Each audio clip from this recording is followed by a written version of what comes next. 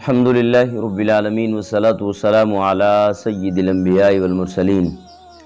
اما بعد فاعوذ باللہ من الشیطان اللعین الرجیم بسم اللہ الرحمن الرحیم۔ ناظرین کرام، احباب ذی وقار، آج میں آپ کو انتہائی اہم بات پر گفتگو کرنے لگا ہوں، وہ یہ ہے کہ قبر میں جسم کس کا صحیح سلامت رہتا ہے۔ تو آئیے،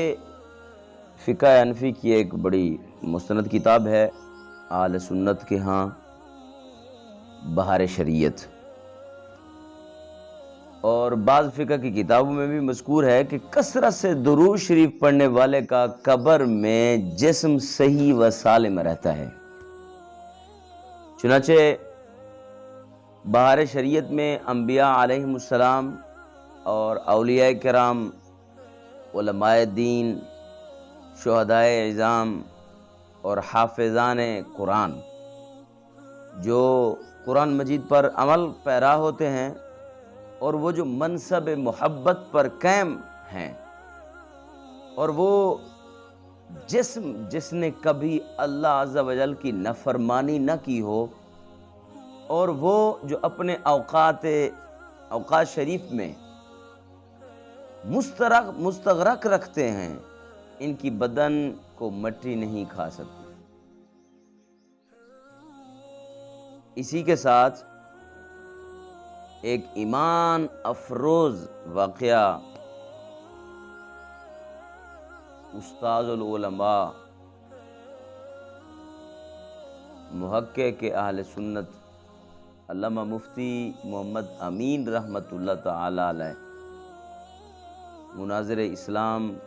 حضرت قبلہ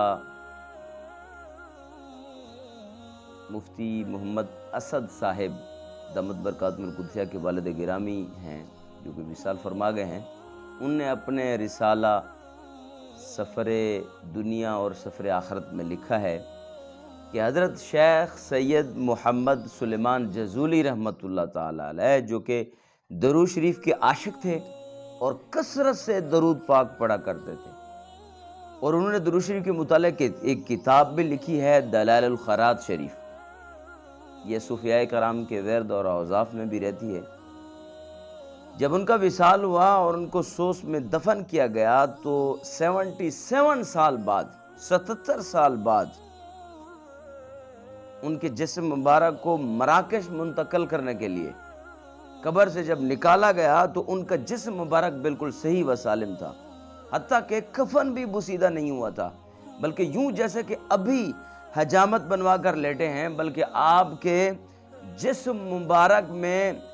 زندو کی طرح خون بھی رواں دواں تھا۔ اور پھر کسی نے آپ کے رخسار مبارک پر برائے امتحان انگلی رکھ کر دبایا تو پہلے وہ جگہ سفید ہو گئی، زاں بعد سرخ ہو گئی،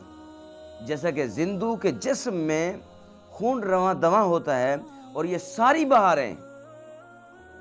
درود شریف کی کثرت کی وجہ سے تھی کہ آپ اپنی ساری زندگی میں کثیر تعداد میں آقائے دو عالم، نور مجسم، شاہ بنی آدم کی ذات بابرکات پر کثرت سے درود پاک پڑھا کرتے تھے۔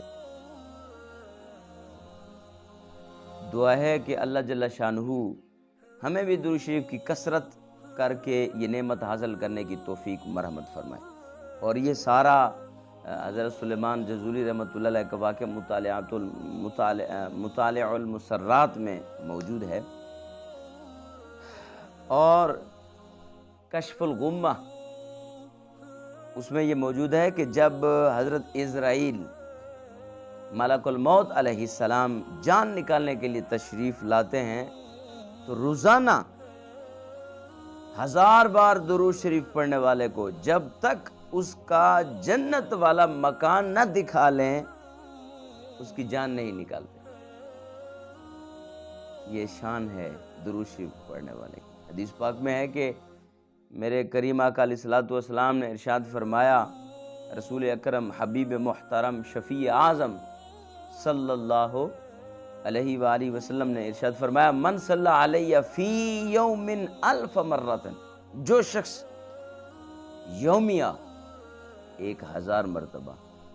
درود شریف مجھ نبی پر پڑھتا ہے، لم یمت حتی یرا مقعدہ من الجنہ، وہ تب تک مرتا نہیں ہے جب تک کہ مرنے سے پہلے جنت میں اپنا ٹھکانہ نہ دیکھ لے۔ اللہم صلی وسلم علی من اتخذتہ حبیبا فی الدنیا والآخرہ۔ تو اے میرے مسلمان بھائیوں، تھوڑا سا علیحدہ بیٹھ کر تصور کر کے کتنا خوشی کا مقام ہے کہ جب ملک الموت علیہ السلام جان لینے کے لیے آئے ہوں اور ادھر فرمان جاری ہو جائے، اے ملک الموت ذرا ٹھہرو،